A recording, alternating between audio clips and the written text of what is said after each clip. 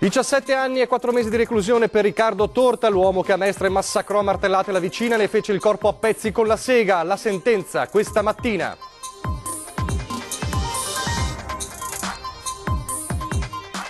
Anziana muore in una casa di cura del Trevigiano, i familiari presentano un esposto in procura, la donna potrebbe essere rimasta vittima di una caduta, indagati un medico e 2 infermieri.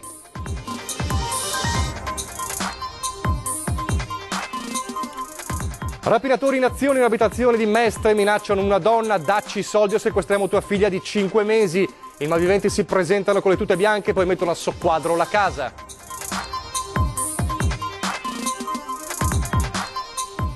Bufera in questura a Padova, nei guai 7 agenti, uno di loro arrestato e diversi professionisti accusati di aver intascato mazzette per agevolare il rilascio dei permessi di soggiorno.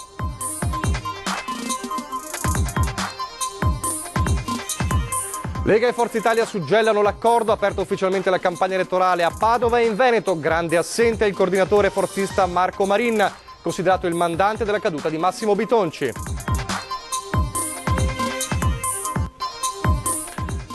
Ufficializzate i nomi per la segreteria regionale del PD, duello tra il trevigiano Tonella e il sindaco di Noventa Padovana Bisato. Renziano, congelate le candidature di Santini e Puppato. In 400 la cena organizzata dagli alpini trevigiani per ricordare la Grande Guerra, menù con il cibo consumato dai soldati nelle trincee, raccolti 75.000 euro per i terremotati. Telespettatori di Antena 3, buonasera, ben trovati, edizione del Veneto dei nostri telegiornali che apriamo con la cronaca giudiziaria. Ricorderete certamente il terribile, orribile omicidio di Mestre con vittima Nelly Pagnussat, uccisa a martellate, massacrata a martellate e fatta a pezzi con la sega dal suo vicino di casa Riccardo Torta. Ebbene, stamane è arrivata la sentenza di condanna per l'uomo, 17 anni e 4 mesi di reclusione, questo ha detto il giudice.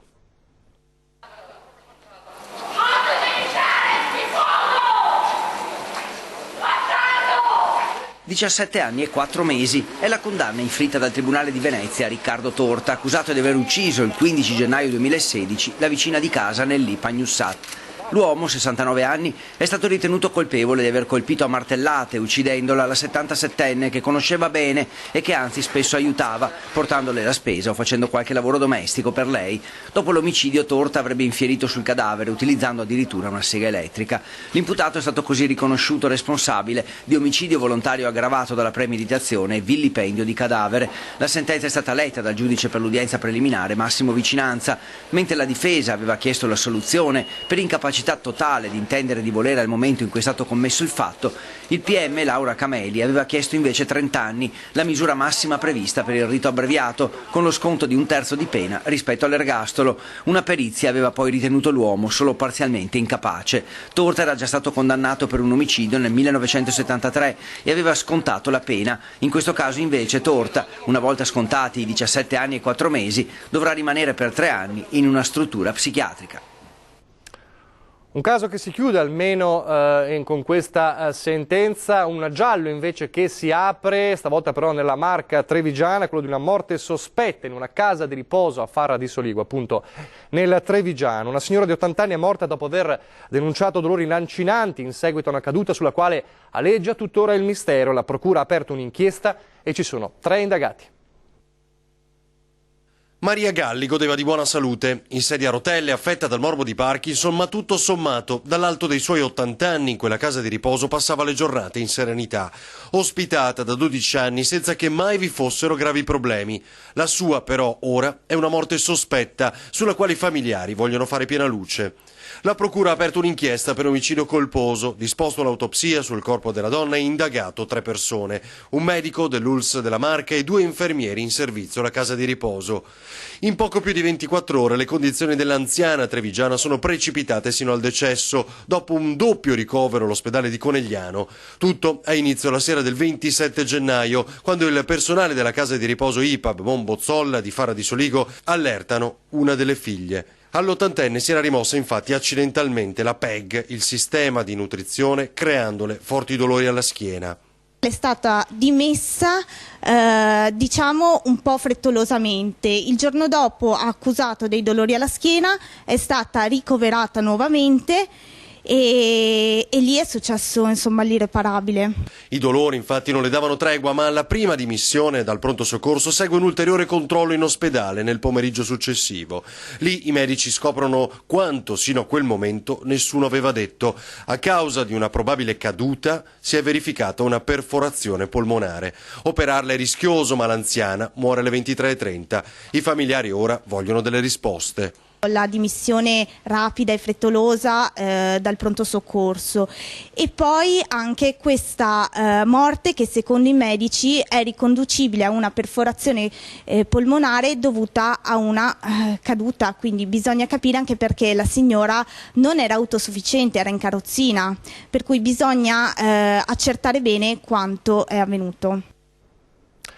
C'è un allarme che resta sempre alto, altissimo in Veneto, ed è quello della sicurezza, la sicurezza soprattutto in casa, nelle abitazioni a causa della criminalità sempre dilagante. Un episodio quasi quotidiani come quello che ci viene raccontato nel prossimo servizio, momenti di autentico terrore vissuti da una giovane mamma di 34 anni nella sua abitazione a Cassolaro, siamo a Favaro, nel territorio della terraferma Mestrina. Una coppia di rapinatori ha minacciato addirittura di portarle via la figlia piccola se non le avessero consegnato il denaro che teneva in casa. L'incubo peggiore, sentiamo. Qua da noi nella zona di Cassolaro c'è un po' di tempo che si verificano furti e altri illeciti del genere. Rapidi, spregiudicati e decisi al punto da terrorizzare la madre di una bambina di appena 5 mesi con la più atroce delle minacce: se non ci dai i soldi portiamo via tua figlia. È accaduto tutto in pochissimo tempo in quell'appartamento di via Cassolaro a Favaro Veneto, una zona dell'Interland veneziano dove i cittadini si sono già organizzati con i controlli di sicurezza. Prima di entrare in azione nell'abitazione di una coppia, i malviventi hanno atteso che l'uomo uscisse di casa per appena 15 minuti, ma tanto è bastato perché i due rapinatori entrassero in azione. Poco dopo le 8 di mattina, vestiti con delle tute bianche che li coprivano dalla testa ai piedi, e mettessero a soqquadro l'intero appartamento e, dopo aver minacciato in un italiano stentato e chiuso in bagno la donna, fuggissero con pochi soldi, un computer ed un navigatore. Nel quartiere da qualche tempo non ci si sente più tranquilli. I cittadini hanno attivato i controlli di vicinato. La zona, anche per la sua posizione, sembra essere diventato teatro di episodi poco piacevoli. Di fatto, insomma, non è che si esca in strada facendo ronde o vigilante che sia, non si affronta, diciamo, la cosa in maniera pratica, ma si cerca di tutelarsi attraverso la conoscenza fra abitanti della zona, che è una cosa importante, parlare, comunicare, ascoltare quello che succede e poi avvisarsi.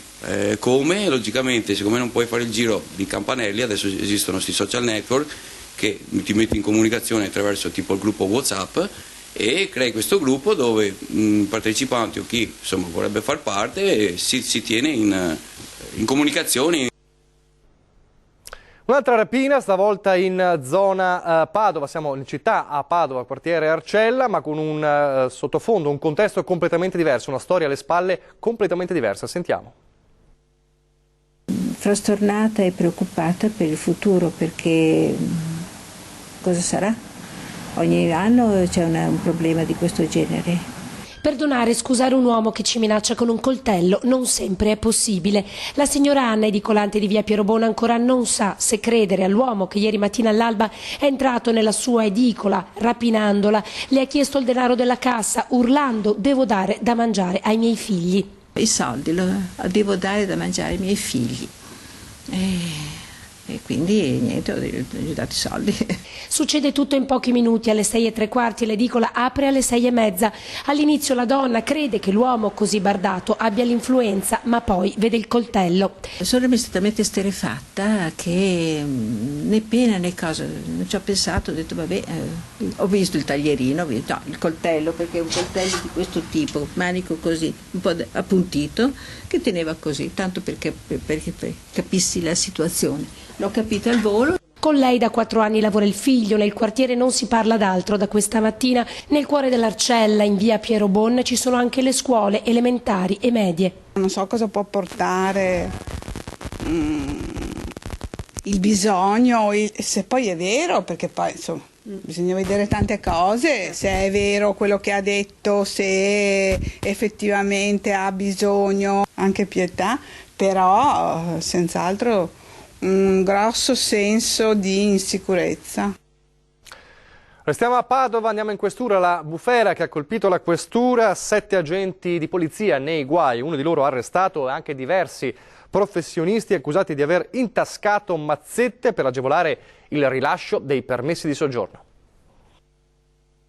Un poliziotto della questura di Padova in manette, altri 6 sotto indagine. Loro chiudevano anche tutti e due gli occhi per mettere in regola cittadini stranieri che proprio in regola non lo erano. E siccome non si fa niente per niente, si facevano consegnare la classica tangente. Oltre ai 7 agenti, anche 2 avvocati e altri professionisti. Le accuse vanno dalla corruzione alla rivelazione del segreto d'ufficio, al falso e alla violazione delle leggi sull'immigrazione clandestina. Scoppia così una nuova bomba all'interno degli uffici della questura della città del Santo. Lo scorso settembre, lo ricorderete, un assistente tecnico capo della questura di Padova, addetto all'ufficio immigrazione, era stato arrestato in flagranza mentre intascava una mazzetta sempre per agevolare e accelerare le procedure di rilascio dei permessi di soggiorno. Accusato di corruzione, era finito in carcere assieme a un broker assicurativo cinese che fungeva da intermediario con i connazionali che richiedevano le pratiche per il rilascio dei documenti all'ufficio immigrazione. E le indagini della Guardia di Finanza non si fermano.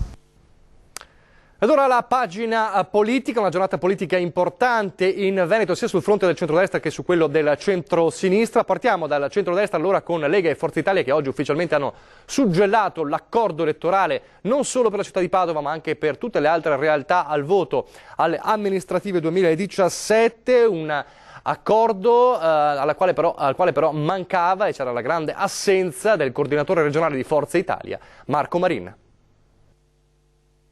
Non c'è nemmeno una sedia vuota, semplicemente il coordinatore regionale di Forza Italia, Marco Marin, considerato da molti il mandante dell'esecuzione dell'amministrazione Bitonci, non è stato invitato a suggellare una volta per tutte un'alleanza più forte e vigorosa con la Lega Nord. Dopo lo strappo in Consiglio Comunale a Padova ci sono il senatore Niccolò Ghedini e il commissario Adriano Paroli. C'è stato un grave incidente politico che fa sì che la gente, quando accadono queste cose, si allontani via più dalla politica, perché fanno fatica a comprendere. Forza Italia isola i traditori. Ghedini dirà che tutto è accaduto solo per motivi personali, non politici. Il partito si dice pronto, insieme alla Lega, a riconquistare tutti i comuni del Veneto, a partire proprio da Padova. Quando mancano le persone vuol dire che queste persone sono assolutamente alla finestra, ma sarà così per tutta la campagna elettorale e anche per quanto riguarda il futuro.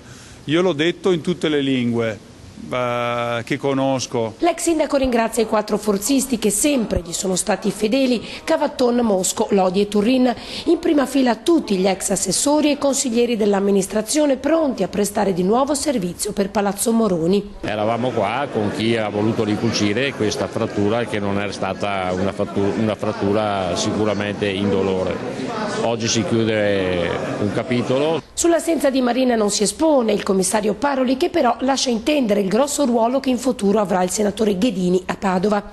Il tema era diventato di livello nazionale, è stato chiesto a me di fare il commissario direttamente dal nazionale. Niccolò Ghedini, pur essendo padovano, è esponente di spicco nazionale del partito. Una vicenda che ha fatto tremare anche i vertici nazionali, che ora va chiusa, dimenticata, così sperano i diretti interessati, ma non si sa poi se gli elettori dimenticheranno quella finta litigata, un teatrino degno del miglior Goldoni.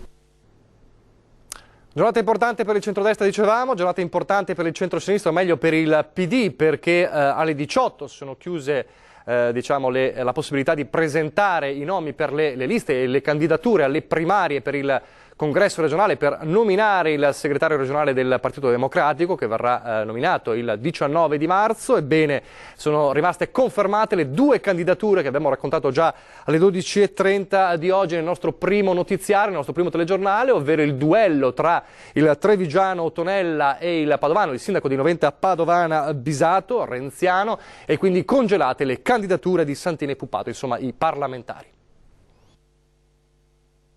Corsa a 2 per il Partito Democratico del Veneto. Entro oggi le candidature per la segreteria regionale dei Democratici. Il duello si combatterà tra il consigliere in comune a Treviso Giovanni Tonella e il sindaco di Noventa Padovana Alessandro Luigi Bisato.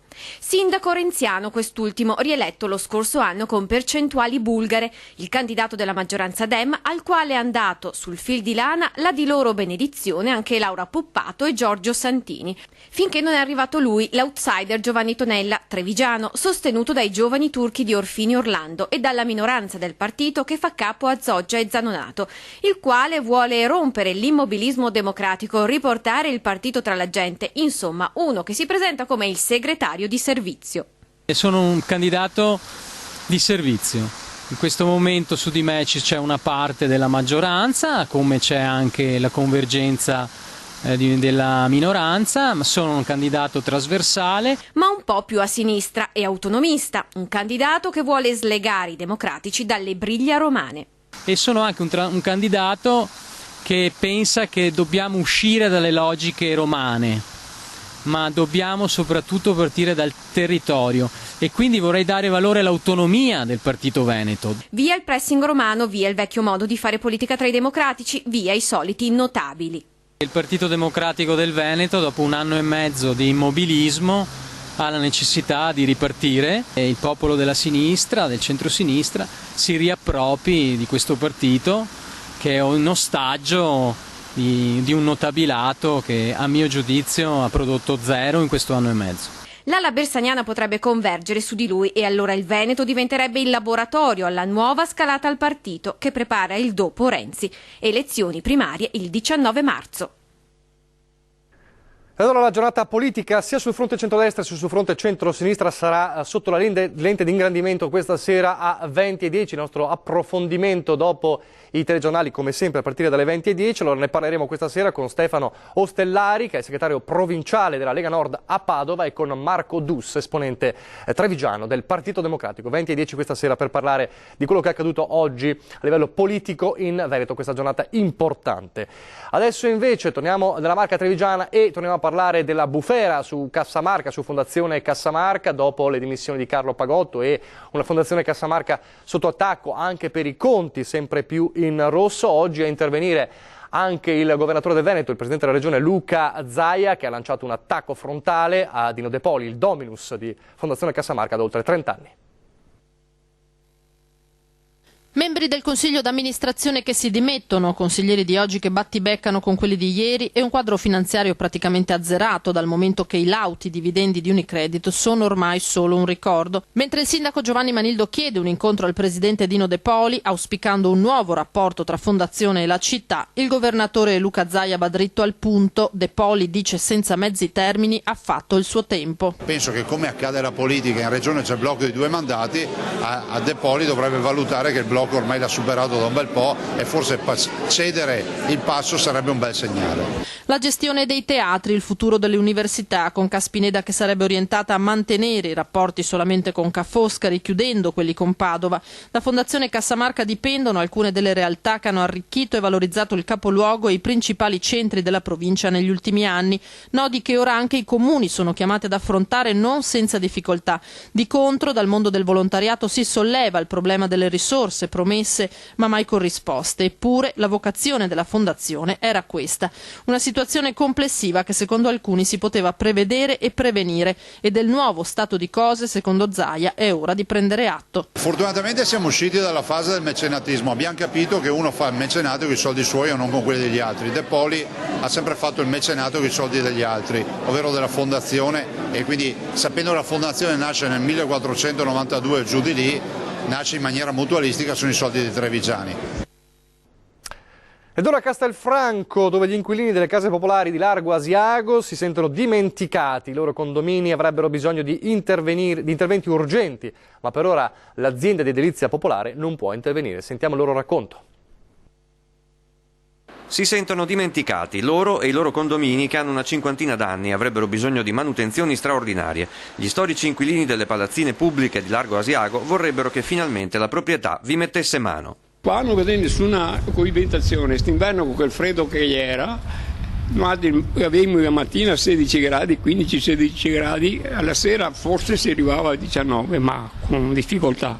Alcuni lavori come i citofoni o la sistemazione degli ingressi li hanno fatti loro, perché, dicono, i tempi dell'ente autonomo sono sempre lunghi. Adesso io vado qua, vede qua, non vede nessun scarico dell'acqua che quando piove invade tutta la sede stradale, quindi con peggioramento del manto stradale, perché ovviamente la posteggiella si scaretola tutto, la strada in che condizione che ha, e dopo guardiamo le rondaie, vede perfino l'erba che viene fuori, e mi aveva promesso delle cose che adesso noi non riusciamo più a ottenere. Bisognerebbe sfrondare i grandi alberi, uno dei quali, cadendo, ha sfiorato una delle palazzine lasciando il segno dei rami sul muro esterno. Le infiltrazioni sottotetto si sprecano e le grondaie sono in più punti rotte o ormai inesistenti. Poi cercare di fare la manutenzione idonea a queste piante che non sono proprio idonee per il giardino, e bonificare tutta l'area dove ci sono i due serbatoi, uno della nafta nera, ancora nafta proprio da camion. Infine, servirebbe un'altra discesa sul marciapiede per agevolare le persone in sedia a rotelle. La EER di Castelfranco intanto attende 340.000 euro di fondi regionali per intervenire anche nei condomini di Largo Asiago. Adesso la pubblicità, poi andremo a cena con gli alpini.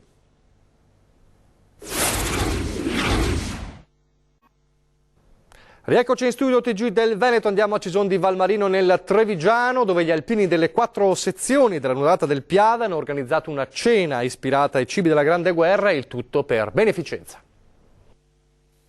Quando il ricordo della guerra si traduce in atti concreti di pace e di solidarietà, che l'altra sera a Cisone ha significato un assegno da quasi 76.000 euro che gli alpini utilizzeranno per la costruzione di casette per i terremotati nel centro Italia. Denaro raccolto in tanti piccoli e grandi eventi delle 4 sezioni che stanno organizzando la donata del Piave e la sfilata a Treviso dal 12 al 14 maggio prossimo. E tra queste iniziative anche una cena di guerra che ha registrato il tutto esaurito Castelbrando. Quasi 400 i partecipanti ad una serata oltre che benefica, storica, culturale e gastronomica, dove alle azioni del dopo Caporetto e fino all'arrivo dei soldati italiani a Vittorio Veneto si sono abbinati alcuni sapori dei piatti di quel tempo, che si consumavano nelle trincee lungo il Piave, ma anche nelle retrovie, sia quelle occupate dagli austro-ungarici sulla sponda sinistra, che quelle italiane a destra del fiume Sacro, fino al Grappa ed oltre. Una serata dove c'erano quasi tutti i sindaci della Donata, che è stata anche l'occasione per il Presidente nazionale di fare il punto della situazione a poco più di 3 mesi dalla Donata. La preparazione, il punto per la Donata di Treviso è veramente tale per cui già oggi possiamo dire che siamo pronti. L'unione fa la forza, 4 sezioni insieme. Sì, forse anche questo. Le 4 sezioni del Trevigiano, ecco, vorrei dire proprio stavolta veramente hanno dato una dimostrazione anche al nostro interno importante, a far capire che insieme veramente si può, e forse anche il Piave ha fatto il miracolo. Ed è tutto per questa edizione del Veneto, grazie per averci seguito, vi lascio come sempre alle previsioni del tempo. Arrivederci.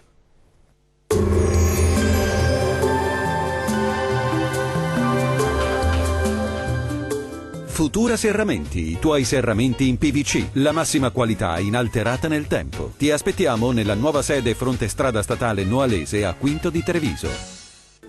Un cordiale saluto dal meteo di Antenna 3. Torna stabile il tempo sul Triveneto e torna anche il sole a farci compagnia. Vediamo il dettaglio. Sul Veneto giornata soleggiata con tempo stabile, non mancano nubi sparse un po' ovunque, anche locali addensamenti sui rilievi, ma saranno del tutto innocui. Temperature massime previste intorno ai 9-12 gradi circa, valori minimi attesi tra 3 e 7 gradi. Andiamo a vedere che tempo farà sul territorio del Friuli Venezia Giulia. Tempo stabile e soleggiato anche qui, salvo una diffusa e parziale nuvolosità. Temperature massime attese tra 10 e 11 gradi, valori minimi previsti tra 4 e 6 gradi circa. Concludiamo con uno sguardo alla situazione del tempo del Trentino Alto Adige, anche qui tempo stabile e soleggiato, salvo un po' di nubi sparse, specie sui confini e sul nord-est del Trentino. Diamo uno sguardo alle temperature, le massime sono previste intorno ai 5 gradi, minime sui -3, -1. Il mare sarà poco mosso sulle coste e mosso al largo, i venti moderati e nord-orientali. Dal meteo per oggi è tutto, arrivederci a domani.